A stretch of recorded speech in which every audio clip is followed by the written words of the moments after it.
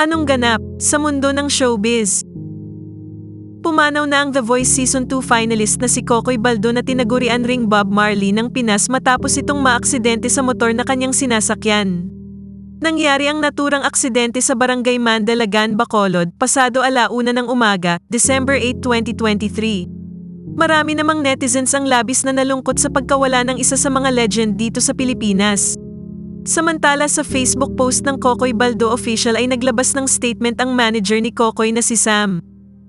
It is with a heavy heart to inform the public, especially the fans, that Kokoy Baldo has passed away earlier this morning.